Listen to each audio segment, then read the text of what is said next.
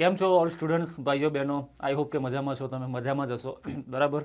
જેમ કે તમારું એક્ઝામના 2 મહિના બાકી રહેલા છે ખાલી, તો આઈ હોપ કે તમે લોકો આ સારી રીતે તમારું રીડિંગ કરી રહ્યા છો, તૈયારી કરી રહ્યા છો. અને જે અમારા વિડીયોની હથોડા બેચ જે ચાલે છે, અમારા જે હથોડા રોજ આવે છે, તો એની પણ તમે સાથે તૈયારી એને પણ સાથે જ જોઈ રહ્યા હશો બરાબર ફ્રેન્ડ્સ. તો અત્યાર સુધીના લાસ્ટ વિડીયોમાં, અત્યાર સુધી ધોરણ 10ની હથોડા બેચમાં આપણે પહેલું પેપર કમ્પ્લીટ કરેલું. ઇંગ્લિશનું પહેલું પેપર ગાલા એસાઇનમેન્ટનું આપણે કમ્પ્લીટ કર્યું હતું. બીજું પેપર સ્ટાર્ટ કર્યું હતું અને બીજા પેપરમાં સેક્શન એ આપણે ફિનિશ કરેલો. અત્યાર સુધી આપણે બીજા પેપરમાં ગાલાના સેક્શન એ પૂરો કરેલો છે. એમાં હવે કન્ટિન્યુ કરીશું. સેક્શન બી સ્ટાર્ટ કરેલો આપણે, પણ સેક્શન બીમાં આપણે લાસ્ટ ટાઈમ શું જોયેલું? સેક્શન બી આપણે સ્ટાર્ટ કર્યું હતું, પણ સેક્શન બીમાં લાસ્ટ ટાઈમ આપણે પોયમ જોયેલી કે પોયમ વાંચો અને એમાંથી પેરેગ્રાફના સવાલ જવાબ લખો. એની આપણે ડિસ્કસ કરેલું. ને બીજી એક વસ્તુ કે જ્યારે તમે પોયમ કરીને જાઓ છો ને, તો પેરેગ્રાફમાં તો કેવું હોય છે કે એના સવાલ જવાબ તમને ઇઝીલી મળી જાય છે. છેલ્લે કશું જ ના ખબર પડે તો અંદરની જે બેક્ટિલિટી એક આવે ને, તો તે પણ તમે લખી શકો છો. પણ પોયમમાં ફ્રેન્ડ્સ એવું નથી હોતું દોસ્ત. પોયમમાં એવું નથી હોતું. પોયમમાં અમુક ટાઈમે બેઠું મળે તો ઠીક બરાબર. જેમ કે ના મળે તો તમારે થોડું કલ્પના શક્તિ વાપરીને તમારે થોડા આન્સર રાઇટિંગ જાતે કરવું પડશે. ને it would be a very tough part. એ થોડું તમારી માટે કેવું હશે? અઘરું હશે. તો એની પણ સારી તૈયારી કરીને જવાનું. ગ્રાઇડમાં છે ને પોયમના સવાલ જવાબ તમને આપેલા જ હશે. તો ગ્રાઇડમાં જો પોયમના સવાલ જવાબ આપેલા હોય તમને, તો એ સવાલ જવાબ ગોખવાના નહીં, પણ એને વાંચીને જવાના કે આનો આન્સર કઈ રીતે લખી શકાય. ઓકે. છેલ્લે ના આવડે તો પેરેગ્રાફમાંથી તો થોડા ઘણા શબ્દો તો તમને મળવાના જ છે. એવું તો છે નહીં કે 100% તમારે જાતે બનાવવાનો આવશે, એવું તો છે નહીં. થોડા ઘણા તમને અંદર શબ્દો તો મળશે, તો એના ઉપરથી તમે તમારું વાક્ય બનાવી શકો છો. બસ આ રીતે તમારે કરવાનું છે ભાઈ. ઓકે. તો પેરેગ્રાફના સવાલ જવાબ આપણા પૂરા થઈ ગયેલા. હવે આપણે સ્ટાર્ટ કરીશું નેક્સ્ટ. સેક્શન બીમાં આગળ શું આવશે તમારે એ જોઈએ. તો સેક્શન બીમાં તમારે આગળ આવશે read the paragraph and answer the question. 5 સવાલ તમને પૂછાશે એક પેરેગ્રાફમાંથી. એ 5 સવાલ તમને શેમાંથી પૂછાશે? પેરેગ્રાફ. અને પેરેગ્રાફ શેમાંથી પૂછાશે? Supplementary reading. તમારો સપ્લિમેન્ટરી રીડિંગની જે બુક છે બરાબર, એક આખી બુક આવે છે, એમાંથી તમારે એક પેરેગ્રાફ પૂછાશે. એક જ પૂછાશે, વધારે નહીં. નોટ મોર દેન 1. તો એક પેરેગ્રાફ પૂછાશે. એક પેરેગ્રાફના 5 સવાલ જવાબ તમારે લખવાના છે. તો પેરેગ્રાફ જોઈએ આપણે પહેલાં. સૌથી પહેલાં પેરેગ્રાફ જ્યારે તમે જોવો છો કે પેરેગ્રાફ છે પેપરમાં, પણ પેરેગ્રાફ જોઈને ડાયરેક્ટ સવાલ જવાબ લખવા માંડી નહીં પડવાનું. પેરેગ્રાફને સમજવાનો થોડો ટ્રાય કરો કે પેરેગ્રાફમાં શું કહેવા માગે છે. લીટીના જે શબ્દના પેરેગ્રાફમાં જે મિનિંગ શબ્દો આપેલા હોય છે એના મિનિંગ શું થાય છે, એ તો તમારે સોર્ટ આઉટ કરવું પડશે. અધરવાઇઝ શું થશે કે ડાયરેક્ટ તમે સવાલ જવાબ લખવા જશો ને, તો કદાચ જવાબ બીજો આવતો હશે, પણ તમને લાગશે બીજો. એમ કરીને તમારો માર્ક જતો રહેશે. કેમ કે બોર્ડની એક્ઝામ છે, એક માર્કની વેલ્યુ છે બરાબર. કોઈ પણ વસ્તુને લાઇટલી લઈ ના શકાય કે ઠીક છે પેરેગ્રાફ છે એમાંથી જોઈ લખી નાખીશું, એમાં શું મોટી વાત છે. મોટી વાત ત્યારે થશે કે જ્યારે તમને માર્ક નહીં આવે. ચલો, તો આ વસ્તુ માઇન્ડમાં રાખવાની જરૂર છે બરાબર દોસ્તો. ચલો, તૈયારી કરશો ને, ઇન શોર્ટમાં તૈયારી કરવાની. તૈયારી કરો, ઘેર પ્રેક્ટિસ કરજો. ગાલા એસાઇનમેન્ટ બધા પાસે હશે જ, બહુ મોંઘી નથી આવતી. ના હોય તો લાવી શકો છો તમે. તો ઘેર તમે તૈયારી કરો એની. જેટલી તૈયારી વધારે કરશો ને, પ્રેક્ટિસ એટલી વધારે થશે. ને જો નસીબ જોર કરશે ને તમારું, તો બેઠી વસ્તુ પણ એક્ઝામમાં બોર્ડમાં આવી જશે. જે વસ્તુની ઘેર પ્રેક્ટિસ કરી છે ને, એની બેઠી વસ્તુ બોર્ડમાં એક્ઝામમાં આવી જશે તમારી. બરાબર છે. પણ ઇન શોર્ટમાં કરવું શું પડશે? તૈયારી, મહેનત.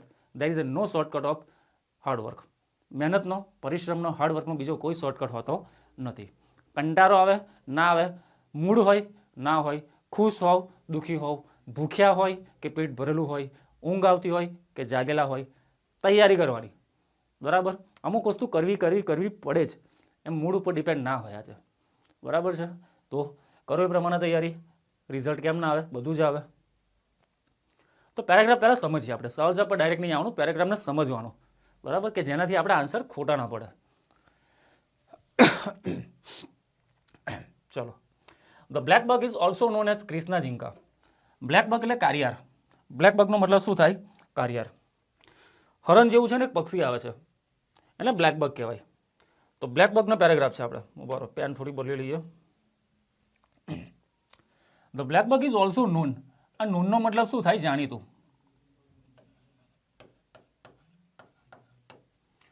નોનનો મતલબ થાય જાણીતું. Black buck is also known as Krishna Jinka. As એટલે તરીકે. બ્લેક બગ ક્રિષ્ના ઝીંકા તરીકે જાણીતું છે ઇન તેલુગુ લેંગ્વેજ. કઈ ભાષામાં? તેલુગુ.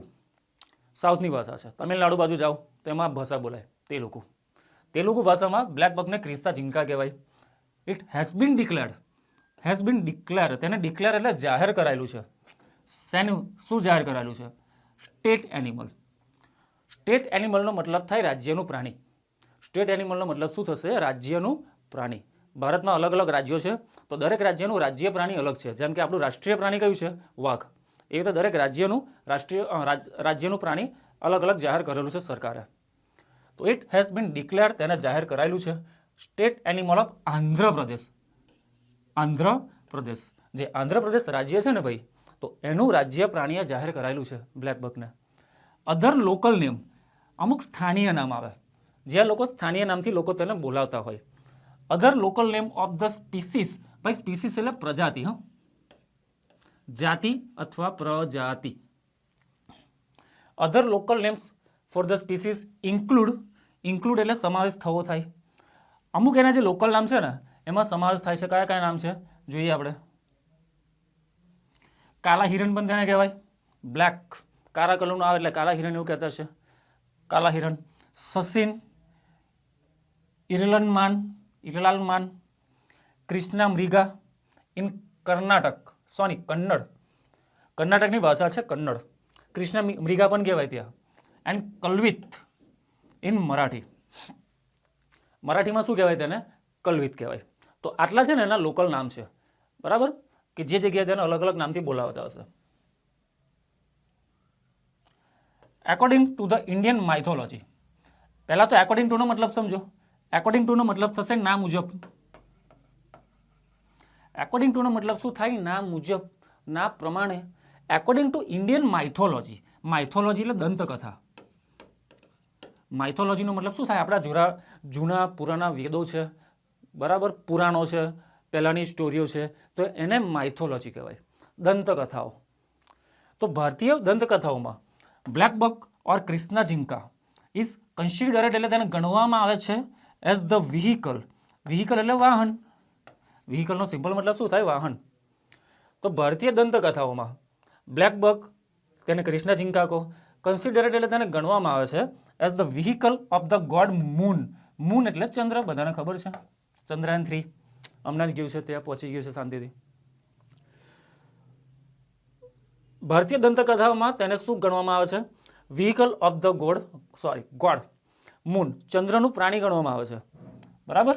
આ યાદ રાખજો ખાસ. પછી according to the Garuda Purana.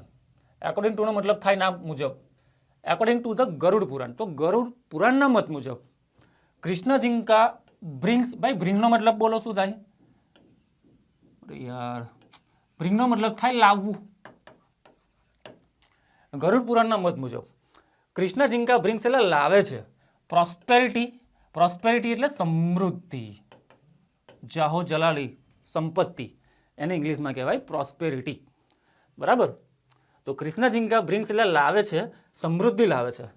In the area એટલે પ્રદેશમાં, વેર ધે લીવ, જ્યાં તે શું છે? તો કે ભાઈ રહે છે. ભારતીય પુરાણોમાં, ભારતીય દંતકથામાં એવું કીધેલું છે કે જે પ્રદેશમાં બ્લેક બક રહે ને તે પ્રદેશમાં સમૃદ્ધિ આવે છે, જાહો જલાલી આવે છે, બરાબર. ખબર નહીં હવે આ હિસાબે સારું તો દરેક એરિયામાં એને રાખવું જોઈએ, કોઈ ગરીબ જ ના રહે, બરાબર. ઇન્ડિયામાં દરેક જગ્યાએ તેને મૂકી દેવું જોઈએ કે જેથી ભારતમાં ગરીબી દૂર થઈ જાય, બરાબર. તો આ પણ વસ્તુ કરી શકાય. હવે સવાલ જોઈએ. હવે શું કહેશે સવાલ? પહેલું, what is the black buck called in Telugu? તેલુગુમાં બ્લેક બકને કોલ્ડ એટલે શું કહેવાય છે ભાઈ? તો જોયું આપણે, અત્યારે જોયું ને શું કહેવાય છે. આ રહ્યું છે તેલુગુ, પણ આ જવાબ નથી, તેલુગુ નામ લખ્યું છે, જવાબ ઉપર છે. Black buck is also known as Krishna Jinka. Krishna Jinka in Telugu language, બરાબર. આ તમારો જવાબ છે. તો આન્સર લખવાનો કઈ રીતે? કે વોટ, જવાબ લખો ને તો WH વાળો કોઈ પણ શબ્દ હોય તે નીકળી જાય. પહેલાં તો આ વસ્તુ મગજમાં ઠૂસાઈ લો, બરાબર. What is the black buck called in Telugu? તો જવાબ આ રીતે લખાય કે the black buck called inverted કોમામાં લખવાનું ભાઈ, યાદ રાખજો. કૃષ્ણા ઝિંકા ઇન તેલુગુ. બ્લેક બકને કૃષ્ણા ઝિંકા કહેવાશે કઈ ભાષામાં? તેલુગુમાં. બરાબર. પછી રાઇટ એટલે લખો એની 3 local name of the black buck. કોઈ પણ 3 લોકલ નામ લખો બ્લેક બકના. તો 3 નહીં, આપણે તો બહુ બધા નામ જોયા છે. જો આ જવાબ છે તમારો કે other local name for the species એટલે પ્રજાતિ માટે કયા છે? કાલા હિરણ પહેલું નામ છે. બીજું નામ છે સસીન, ત્રીજું નામ છે ઇરલાલ માન, ચોથું નામ છે કૃષ્ણ મૃગા, બરાબર, અને પાંચમું નામ છે કલ્વિત. 5 નામમાંથી તમને કેટલા પૂછ્યા છે? 3 નામ. કોઈ પણ 3 નામ તમારે લખી નાખવાના. Okay, done. ચલો એની પછી વિચ સ્ટેટ. આ વિચનો મતલબ શું થાય? કયું, કયા. અહીંનો મતલબ થશે કયા. વિચ સ્ટેટ એટલે કયા રાજ્યએ હેઝ ડિક્લેર એટલે જાહેર કર્યું છે બ્લેક બકને ઇટ સ્ટેટ એનિમલ. સ્ટેટ એનિમલનો મતલબ મેં હમણાં જ કીધો, રાજ્યનું પ્રાણી. તો કયા રાજ્યએ બ્લેક બકને તેનું રાજ્યનું સ્થાનીય પ્રાણી જાહેર કર્યું છે? કયા રાજ્યએ કર્યું છે? બોલો જવાબ. ચલો હમણાં પેરેગ્રાફ ચલાવ્યો મેં, બરાબર. તો કયા રાજ્યએ? આ રહ્યું જો, it has been declared the state animal of Andhra Pradesh. કયો પ્રદેશ? આંધ્રપ્રદેશ. તો તમારો જવાબ આવશે આંધ્રપ્રદેશ. બરાબર. તો આન્સર કઈ રીતે લખવાનો? મોટા ભાગના સ્ટુડન્ટ મેં નોટ કર્યું છે, પ્રોબ્લેમ આ જ હોય છે. પ્રોબ્લેમ એમનો જવાબ નથી હોતો, જવાબ તો શોધી જ નાખે છે, એટલા તો કેપેબલ હોય છે. પણ પ્રોબ્લેમ ક્યાં આવે છે કે જે જવાબને આન્સરમાં વાક્યમાં લખવાનો થાય ત્યારે વાક્ય છે ને ઉલટ સુલટ કરી નાખે આખું. જે પરફેક્શન હોવું જોઈએ ને વાક્ય લખવામાં એ નથી હોતું. બાકી જવાબ તો બધાને મળવાનો છે, એમાં કોઈ મોટી વાત નથી. પણ પ્રોબ્લેમ ત્યારે થશે કે જવાબ તમે લખશો એમાં કાં તો ઈઝ પહેલાં હશે, કાં તો ઈઝ પછી હશે, કાં તો વચ્ચે ઈઝ હશે. મતલબ કોઈ બી જગ્યાએ ઈઝ એક્ઝામ્પલ તરીકે કહું છું, બરાબર. એટલે વાક્ય જે પેટર્ન આવે, વાક્યની પેટર્ન આખી આખું સેન્ટન્સનું ફોર્મેશન એ ખોટું લખે છે બસ, એટલે ભાઈ માર્ક નથી મળતા. તો કયા રાજ્યએ તેને સ્ટેટ એનિમલ જાહેર કર્યું છે? તો તમારો જવાબ આવશે આંધ્રપ્રદેશ. આંધ્રપ્રદેશ. ખાલી એટલું લખીને આવશો તો કે ના, આખું લખવાનું આંધ્રપ્રદેશ. વીચ તો નીકળી જાય, હમણાં જ કીધું ને, WH ક્વેશ્ચન હોય તો નીકળી જાય જવાબમાં. વીચની જગ્યાએ લખવાનું આંધ્રપ્રદેશ, બસ. બાકીનું બેઠું જ સવાલમાં જે હોય ને તે જવાબમાં આવવું જોઈએ. સવાલમાં હેઝ છે ને તો જવાબમાં હેઝ આવે જ. અહીં હેઝ છે તો પછી ઈઝ ના આવે, બરાબર. ખબર પડે? હેઝ છે ને તો જવાબમાં પણ હેઝ જ આવે. આંધ્રપ્રદેશ હેઝ ડિક્લેર્ડ, બસ બેઠું આ મતલબ બેઠેલિટી the black buck as it state animal. Continue. આ તમારો જવાબ. આમાં મને ખબર નહીં પડતી શું અઘરું લાગે છે. આમાં એકદમ ઇઝી તો છે યાર. એની પછી નેક્સ્ટ 22મું. What does the Indian mythology say? Say એટલે કેવું થાય. સેનો મતલબ શું થાય? કહેવું. વોટ એટલે શું. Vote does the Indian mythology એટલે ભારતીય દંતકથા શું કહે છે અબાઉટ ધ બ્લેક બક? કાર્યર વિશે શું કહે છે? બરાબર. તો આપણી ભારતીય દંતકથાઓ છે, ભારતીય પુરાણો છે, ઇતિહાસ છે, તો બ્લેક બક વિશે શું કહે છે? તો એનો જવાબ તમને લાસ્ટમાં મળ્યો. જો આ રહ્યું, બેઠું જ છે. આપણે પેન થોડી બદલીએ. આ રહ્યું, પેન બરાબર નહીં, શોર નહીં આવતો બરાબર. બેકગ્રાઉન્ડનો કલર એવો છે ને એટલે મજા નહીં આવતી.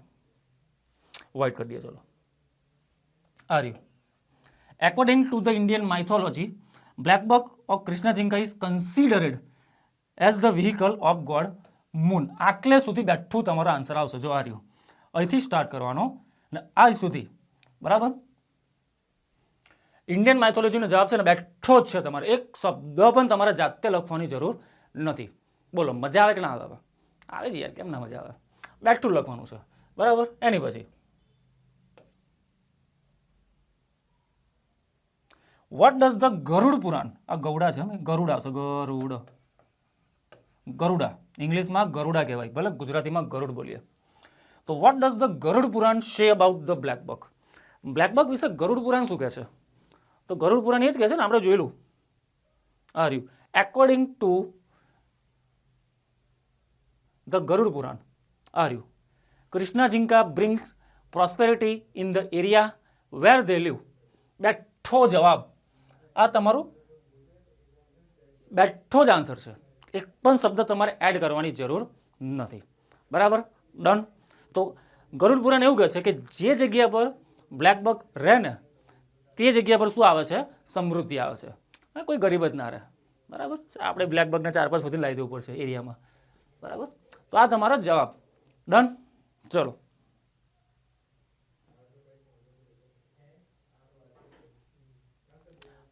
તો પતી ગયા આપણો પેરેગ્રાફ. એની પછી read the given data and answer the question. Paragraph આપેલો છે, વાંચવાનો છે, એની પછી તમારે સવાલના જવાબ આપવાના છે. બરાબર, સેક્શન બીમાં તમને મોસ્ટ ઓફ પેરેગ્રાફના સવાલ જવાબ વધારે પૂછાશે. પહેલાં પોએમના આવશે સવાલ જવાબ, પછી સપ્લિમેન્ટરી રીડિંગના આવશે, પછી એક પેરેગ્રાફ બીજો આવશે, બારનો આવશે, અને પછી એક ડેટા આવશે, એના સવાલ જવાબ આપવાના. એટલે ઇન શોર્ટ સેક્શન બીમાં તમારે કોઈ જાતે એવું કોઈ તૈયારી નથી કરવાની કે ગોખીને જવાનું છે. બરાબર, જે વસ્તુ છે એમાંથી જ તમારે સવાલ જવાબ આપવાના છે. એમાં તો એક જોતા વસ્તુ બહુ સારી કહેવાય. એક્સ્ટ્રા તમારે ઘેરથી કોઈ ગોખીને તો જવાના જ નહીં. પેરેગ્રાફ થોડી ગોખીને જવાના કે આ એક્ઝામમાં આ પૂછાશે. બરાબર, ચલો, તો પેરેગ્રાફ છે સર્વપલ્લી રાધાકૃષ્ણન. શેની વિશે છે? સર્વપલ્લી રાધાકૃષ્ણન. બર્થ, જન્મ. બર્થ ક્યારે થયેલો? જન્મ ક્યારે થયેલો? તિરુતાની નિયર મદ્રાસ. સાઉથમાં ગામ છે મદ્રાસ, ત્યાં જન્મ થયેલો ભાઈ એમનો. એક તો મદ્રાસી લોકોના નામ વિચિત્ર હોય, અય્યર ને બધું બોલબોલા નામ હોય. તિરુતાની નિયર મદ્રાસ 5th સેપ્ટેમ્બર 1888 બોલે. બહુ મસ્ત નંબર છે. જો એકડો આઠડો આઠડો મતલબ કે 1888 1888માં. Family poor Brahmin family. બિચારું ગરીબ કુટુંબ હતું પણ બ્રાહ્મણ હતા. બરાબર.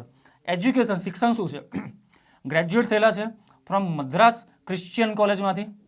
મદ્રાસ ક્રિશ્ચિયન કોલેજમાંથી ગ્રેજ્યુએટ થયેલા છે. કેરિયર, કારકિર્દીની વાત કરીએ, taught philosophy at Madras, Mysore and Calcutta university. આ 3 યુનિવર્સિટીમાં એમને ભણાવેલું છે. શું ભણાવેલું છે? ગણિત, વિજ્ઞાન, ઇંગ્લિશ ના, ફિલોસોફી, તત્વજ્ઞાન. બરાબર, ફિલોસોફી એમને ભણાવેલી છે આ 3 જગ્યાએ. પછી પ્રોફેસર એટ ઓક્સફર્ડ ઇન 1936 1936ની સાલમાં લંડનની જે સ્કૂલ છે ઓક્સફર્ડ, એમાં પ્રોફેસર તરીકે કામ કરેલું છે. બરાબર, બહુ મોટી વાત કહેવાય.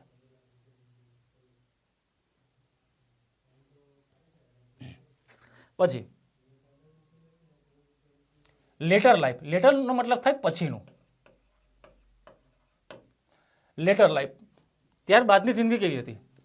ઇન્ડિયન એમ્બેસેડર, ભારતીય રાજદૂત. એમ્બેસેડર મતલબ રાજદૂત. Indian ambassador to the USSR મતલબ રશિયા. આનો મતલબ થાય રશિયા. રશિયામાં ભારતીય રાજદૂત તરીકે એમને કામ કર્યું છે 1949માં. વાઇસ પ્રેસિડેન્ટ એટલે ઉપરાષ્ટ્રપતિ. ભારતના પહેલા ઉપરાષ્ટ્રપતિ. Vice president of India in 1952 1952માં ભારતના પ્રથમ ઉપરાષ્ટ્રપતિ બન્યા હતા. પ્રેસિડેન્ટ ઓફ ઇન્ડિયા પછી શું બનેલા? ભારતના પહેલા તો ના કહે, સોરી, રાષ્ટ્રપતિ બનેલા. પ્રેસિડેન્ટનો મતલબ છે ને રાષ્ટ્રપતિ થાય. અને પ્રાઇમ મિનિસ્ટરનો મતલબ થાય પ્રધાનમંત્રી. આ ખાસ યાદ રાખજો.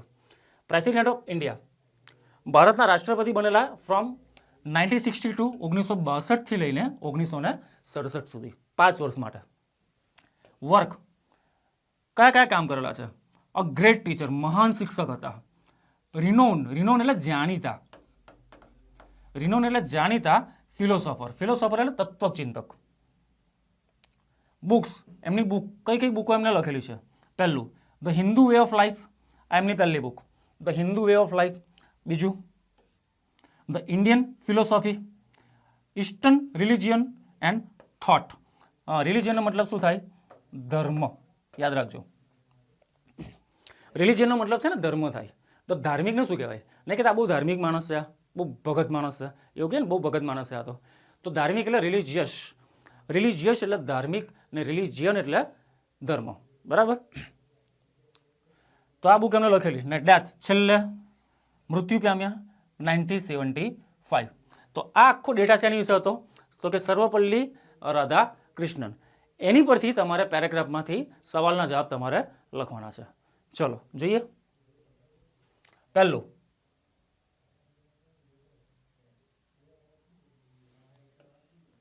વિચ સબ્જેક્ટ, જો આવ્યું ને વિષય, વિચ સબ્જેક્ટ એટલે કયા સબ્જેક્ટ ડીડ રાધાકૃષ્ણન ટીચ, કયા સબ્જેક્ટ તેમને ભણાવેલા છે. બરાબર. તો તમારે પહેલાં આન્સરમાં શું લખવાનું? અમુક લોકો ભૂલ ત્યાં જ કરે છે, આન્સર સ્ટાર્ટ ક્યાંથી કરો ને એ ખબર નથી હોતી. તો અમે છે ને 5000 વાર કીધેલું છે કે જ્યારે પણ કોઈ આન્સર સ્ટાર્ટ કરો તો સૌથી પહેલાં સબ્જેક્ટ આવે, કર્તા. એ વાક્યમાં કર્તા કોણ છે એ એને પહેલાં પકડવાનો. આ વાક્યમાં કર્તા કોણ છે પહેલાં? તો કે રાધાકૃષ્ણન, તો એ આવશે પહેલાં. તો એ લખવાનું રાધા કૃષ્ણન, આ આવે પહેલાં. સવાલ કયા કારમાં પૂછેલો છે એ પહેલાં જોઈ લેવાનો. ડીડ આવે ને, ડીડ સમજી ગયા? ભૂતકાળ. તો ભૂતકાળમાં બીજા નંબર પર છે ને ડીડ ના આવે, જવાબમાં ના આવે, તો શું આવે? તો એ આવશે કે જે ક્રિયાપદ હોય. આખા વાક્યમાં ક્રિયા કઈ છે? ટીચ, શીખવવાની. આ ક્રિયાપદ છે. અરે યાર, બહુ નાટક થઈ ગયા છે આજકાલ. ટીચ એટલે શીખવવું થાય, એ તમારું ક્રિયાપદ છે. તો એ બીજા નંબર પર આવે, પણ વાત છે ભૂતકાળની. ભૂતકાળની વાત હોય ને તો ટીચનું થઈ જશે ટોટ. પહેલા નંબર પર જોયું આપણે રાધાકૃષ્ણન, બીજા પર ક્રિયાપદ આવશે પણ ટીચ નહીં આવે, ટોટ આવશે અને ડીડ નીકળી જાય. તો રાધાકૃષ્ણન ટોટ. હવે જવાબ કયો છે આપણે જોઈએ. તો કયા કયા સબ્જેક્ટ એમને શીખવાડેલા છે?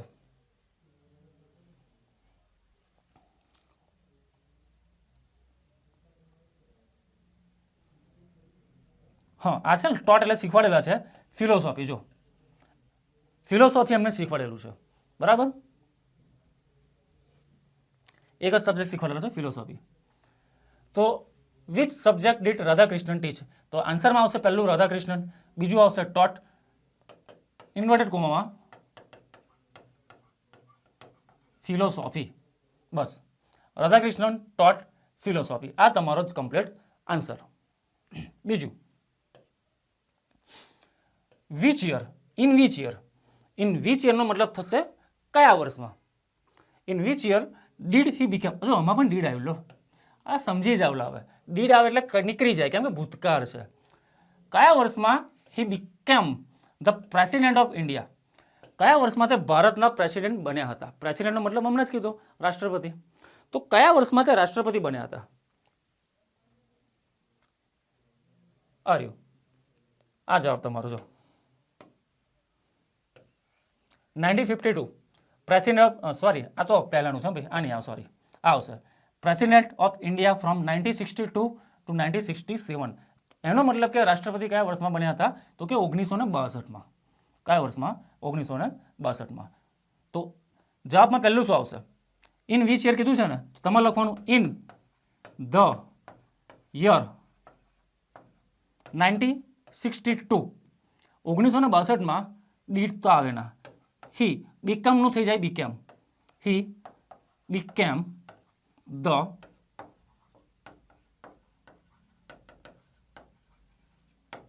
President of India. બસ આ તમારો જવાબ. કે કયા વર્ષમાં તે ભારતના રાષ્ટ્રપતિ બન્યા હતા? તો 1962માં બન્યા હતા. કયા વર્ષમાં? 1962માં. ડન. પછી Sarvepalli Radhakrishnan was Born. Born એટલે જન્મવું. ઇન ખાલી જગ્યા સેન્ચુરી. ભાઈ સેન્ચુરીનો મતલબ શું થાય? સદી. સેન્ચુરીનો મતલબ શું થશે? સદી. તો સર્વપલ્લી રાધાકૃષ્ણન કઈ સદીમાં જન્મેલા? કઈ સદીમાં? તો આપણે જોઈએ ક્યારે જન્મેલા. આ છે ને બર્થ, બર્થ એટલે જન્મ. કઈ સાલ છે? 1888. મતલબ કે 19મી સદી. કઈ સદીમાં જન્મેલા? 19મી સદી. બરાબર. તો જવાબ આવશે તમારો આ રહ્યું. આ તમારો જવાબ 19th સેન્ચુરી. કઈ સદીમાં જન્મેલા? 19મી. એની પછી વેર ડીડ રાધાકૃષ્ણન સ્ટડી? વેરનો મતલબ શું થશે? ક્યાં. વેરનો મતલબ શું થાય? ક્યાં. વેર ડીડ રાધાકૃષ્ણન સ્ટડી એટલે ક્યાં ભણ્યા હતા? જોઈએ એનો જવાબ. આ રહ્યું એજ્યુકેશન લખેલું છે ને, જો શિક્ષણ. તો ક્યાં ભણ્યા હતા? તો કે graduate from Madras Christian college, આ પહેલું નામ લખવાનું કે he graduated from Madras Christian college, બરાબર. પછી એક મિનિટ, સવાલ શું છે જોઈ લે પહેલા. Where did Radhakrishna study? હા, એટલે ક્યાં ભણ્યા હતા. ઓકે, ક્યાં ભણ્યા હતા, ક્યાં ભણાયું છે નહીં, ક્યાં ભણ્યા હતા. તો આ રહ્યું, મદ્રાસમાં ભણેલા ભાઈ. He graduated from Madras Christian college, બરાબર.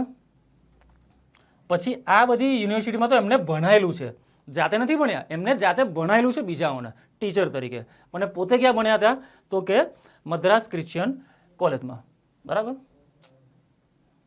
તો તમારે જવાબ લખવાનો. વેર તો નીકળી જાય, ડીડ ના આવે, રાધાકૃષ્ણન આવશે. આરકે લખું છું શોર્ટકટમાં, આરકે રાધાકૃષ્ણન. સ્ટડીનું થઈ જશે સ્ટડીડ, ભૂતકાળ છે હવે. તો રાધાકૃષ્ણન સ્ટડીડ ઇન મદ્રાસ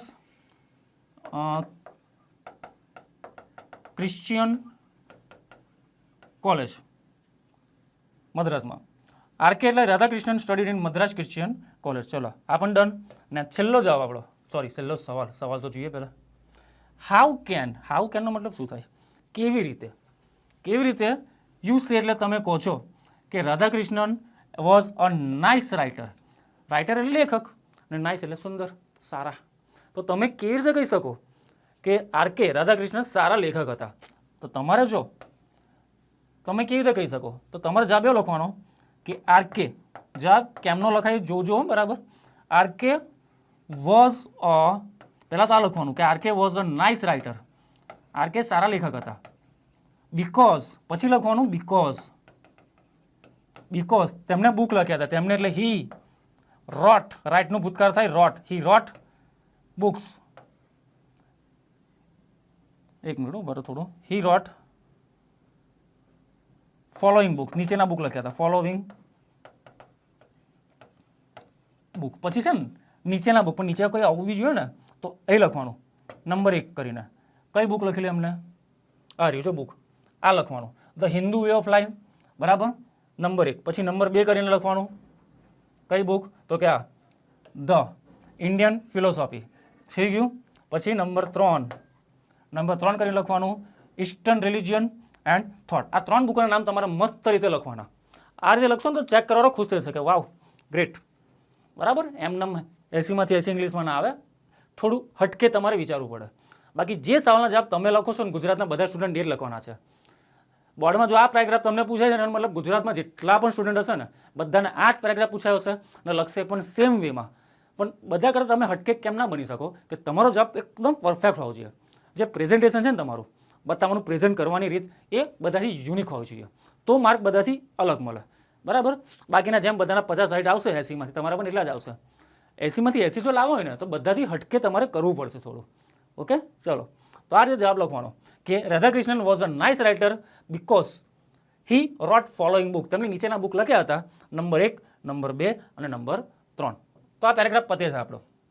એની પછી શું છે જોઈએ. આની પછી પણ એક ડેટા જ આવશે અને એમાંથી તમારે શું આવશે, સવાલના જવાબ. ડન. તો શું ડેટા છે? Read the interview and answer the question.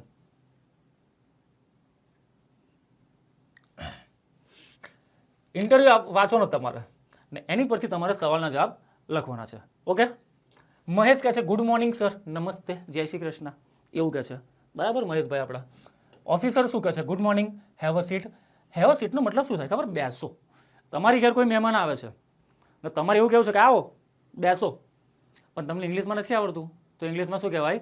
Have a seat. યાદ રાખજો નિયમ તો ના કહેવાય, સ્પોકન ઇંગ્લિશ થોડી પ્રેક્ટિસ બી સાથે કરી લેવાની. પણ ઇંગ્લિશમાં ખાલી 80માંથી 80 માર્ક લાઈન શું કરશો કે જ્યારે ઇંગ્લિશ બોલતા ના આવડતું હોય તો બોલતા પણ થોડું આવડવું જોઈએ ને, તો મજા આવે થોડી. ભાષાને તો બોલવામાં જ મજા આવે, ગોફામ કોઈ દિવસ મજા ના આવે. ભાષાનો જે સ્વીટનેસ હોય ને, સ્વીટનેસ એ ક્યારે હોય કે જ્યારે ભાષા બોલીએ, બોલવામાં મજા આવે ઇંગ્લિશમાં, બરાબર. ઇંગ્લિશમાં ગોખીને લખો ને એમાં માર્ક આવે, એમાં તો ઠીક છે, હવે એ તો માર્ક બી લાવવા જરૂરી છે, પણ જો બોલતા ના આવડે ને ત્યાં સુધી ભાષા ન કામની. ઓકે.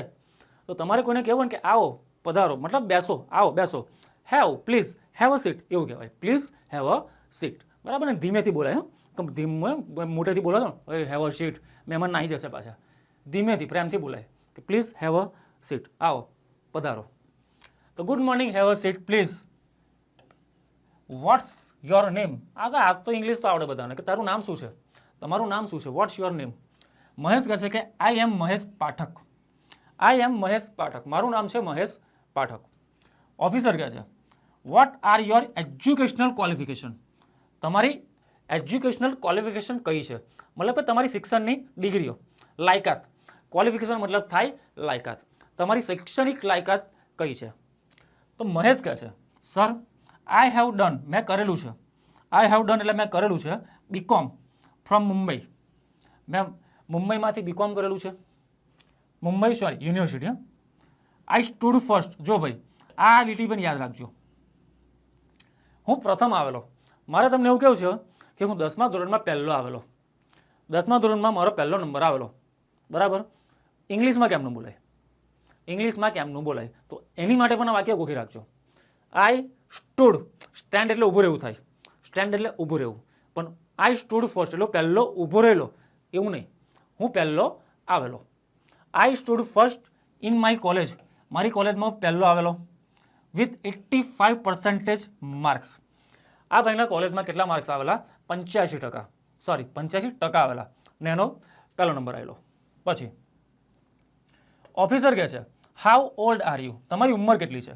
આ પણ વાક્ય કામ લાગે તમને. તમારે કોઈને પૂછવું ભાઈ તારી ઉંમર કેટલી લા, તું કેટલાનો થયો, કેટલા વર્ષ જૂનું મોડલ છે તારું, બરાબર રીતે. તો હાઉ ઓલ્ડ આર યુ? તારી ઉંમર કેટલી છે?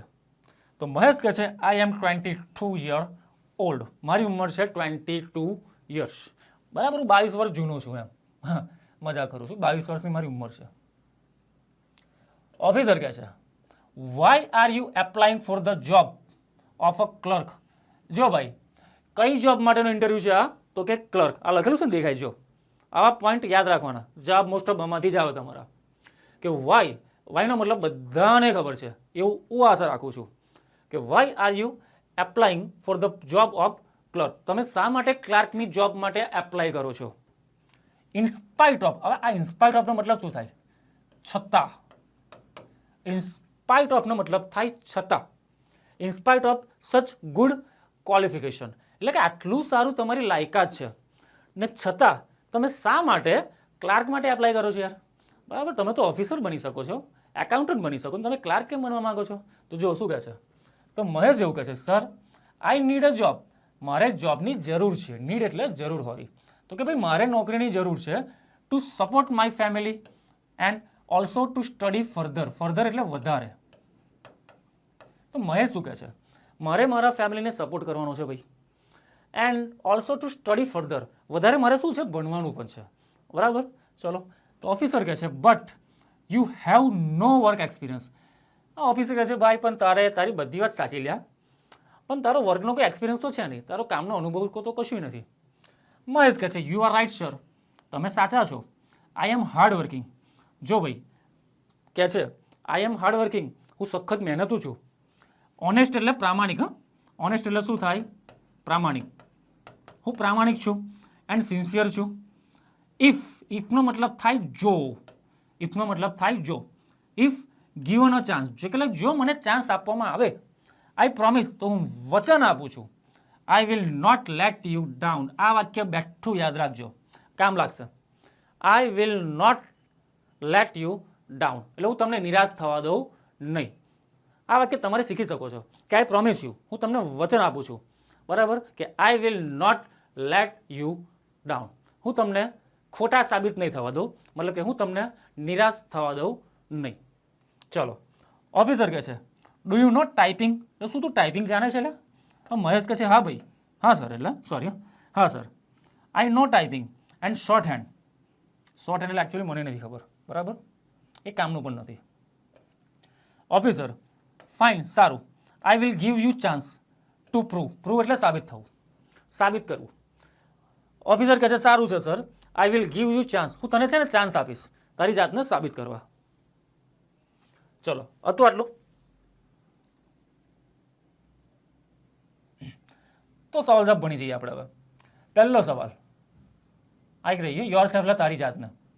પહેલો સવાલ, વોટ આર મહેશ ક્વોલિફિકેશન? મહેશની લાયકાત શું છે? તો જોઈએ મહેશની લાયકાત કેટલી છે. અરે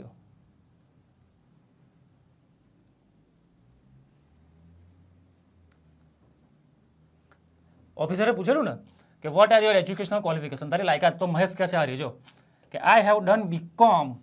તો ઘણા લોકોને નથી ખબર હોતી, એમાં ઘણા લોકોને કે ક્વોલિફિકેશનમાં શું લખાય. ક્વોલિફિકેશન મતલબ લાયકાત, તો એને શું કરેલું છે એ બીકોમ. તો તમારો જવાબ આટલો જ આવશે ખાલી બીકોમ. એ આખું નહીં લખવાનું ભાઈ, આખું અમુક લોકો આખું રામાયણ લખે કે BCom from Mumbai stood first in the college. એ ક્વોલિફિકેશન ના કહેવાય. ક્વોલિફિકેશન મતલબ લાયકાત કઈ છે, બરાબર. તો તમારે લખવાનું કે વોટ આર મહેશ ક્વોલિફિકેશન. તો તમારો જવાબ આવશે 29 કે મહેશ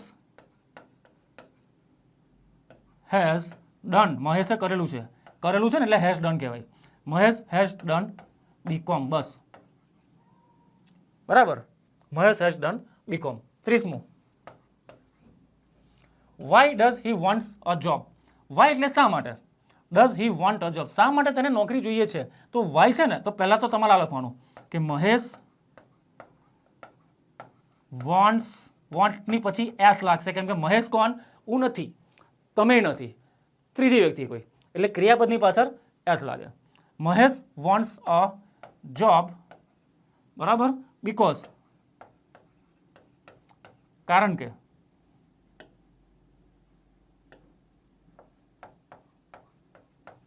બેઠી લખવાની જોમાંથી આર્યું કે I need a job to support my family and also two study further. આ બેઠું લખવાનું, પણ માયની જગ્યાએ છોકરા માટે છે ને તો માયનું થઈ જાય હિસ.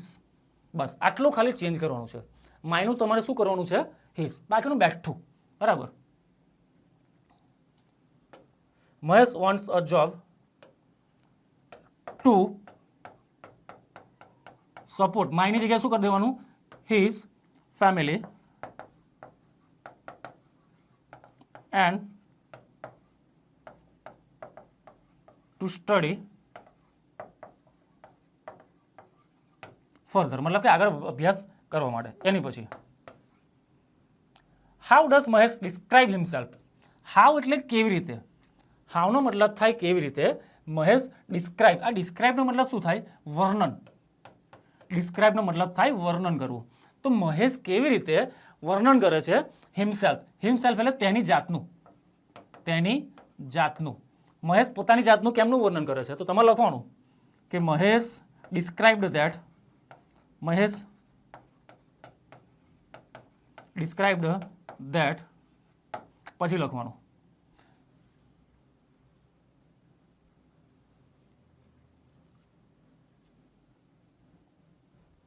મહેશ કહે છે ને, જો કઈ ગયું, મહેશ કહેતો હતો, નતો કહેતો પેલો મહેશ કેવું હાર્ડ વર્કિંગ છું, પ્રામાણિક છું. આ રહ્યું જો, આ પોતાની જાતનું વર્ણન આ રીતે કરે છે કે I am hard working, honest and sincere. If I given a chance I promise I will not let you down. તો આ લીટી, આ જવાબ તમારો આવશે. Mahesh describe that. આઈ એમનું શું થાય, આઈ એમનું થાય હી વોઝ. આઈ એમનું શું કરી દેવાનું, હી વોઝ. નહીં, એની કરતાં બેઠું લખો ને તોય ચાલશે, બરાબર. આ લીટી બેઠી લખી નાખજો, પણ ઇન્વર્ટેડ કોમામાં લખજો આખું, કેમ કે સંવાદ બેઠો જ લખો છો, ડાયલોગ બેઠો જ લખો છો, તો બેઠું લખજો. Does Mahesh gate this job. શું મહેશને આ જોબ મળે છે. તો ભાઈ કેમ નહીં ખબર પડે. તો એક વાક્ય પરથી ખબર પડશે. આર યુ કે ઓફિસર છે ને છેલ્લે એને એવું કહે છે કે ફાઇન, સારું, I will give you chance. જો કીધું આ, હું તને ચાન્સ આપું છું ટુ પ્રૂવ યોર સેલ્ફ. તારી જાતને સાબિત કરવા માટે હું તને એક ચાન્સ આપું છું. તો આટલા વાક્ય પરથી આઈડિયા આવી જાય કે ભાઈ મહેશને નોકરી મળે છે. ચલો, કોંગ્રેચ્યુલેશન્સ, બરાબર, મહેશને જોબ મળે છે. તો તમારે લખવાનું 32મું કે does Mahesh gate this job. તો તમારે લખવાનું યસ, અલ્પવિરામ, યસ મહેશ ગેટનું થઈ જાય gets. Mahesh gets this job. બસ, ડન. આટલો તમારો આન્સર આવો જોઈએ. ઓકે, તો ચલો આની સાથે આપણે સેક્શન બી પૂરું કરીએ છીએ. હવે આજનો વિડીયો આટલે સુધી રાખીશું. આપણે સેક્શન બી આપણે પતાવી દીધો છે આજે. હવેના વિડીયોમાં, નેક્સ્ટ વિડીયોમાં જોઈશું આપણે સેક્શન સી. સેક્શન સીમાં ટોટલી હવે તમારે ગ્રામર આવશે, બરાબર. સેક્શન એમાં પેરેગ્રાફની સવાલ જવાબ આવી ગયા. શોર્ટ નોટ આપણી બાકી છે હજુ, ડોન્ટ વરી. મેં તમને પ્રોમિસ કરેલું એવું તમને શોર્ટ નોટ છેલ્લે કરાવીશ, તો એ બાકી છે આપણી. ખરા ખોટા આવી ગયા, બરાબર. સેક્શન બીમાં આપણે શું જોયું? પોએમના સવાલ જવાબ જોયા. એક પોએમ હોય એની અંદરથી સવાલ જવાબ પૂછાય, પછી સપ્લિમેન્ટરી રીડિંગનો પેરેગ્રાફ હોય એમાંથી સવાલ જવાબ આવે. ઓકે, બહારનો એક પેરેગ્રાફ હોય તેમાંથી સવાલ જવાબ આવે. સેક્શન સીમાં હવે તમારે આવશે ટોટલી ગ્રામર. હવે તમારે ટોટલી ગ્રામર આવશે. Okay, done. ચલો, તો આઈ હોપ કે આજના વિડીયોમાં તમે સારી રીતે જોયો હશે, ગમ્યો હશે તમને, બરાબર ને? આ વિડીયો તમને ઘણી રીતે હેલ્પફુલ થશે એવી આશા સાથે મળીએ બીજા નેક્સ્ટ લેક્ચરમાં, નેક્સ્ટ વિડીયોમાં. ત્યાં સુધી ટાટા, બાય બાય.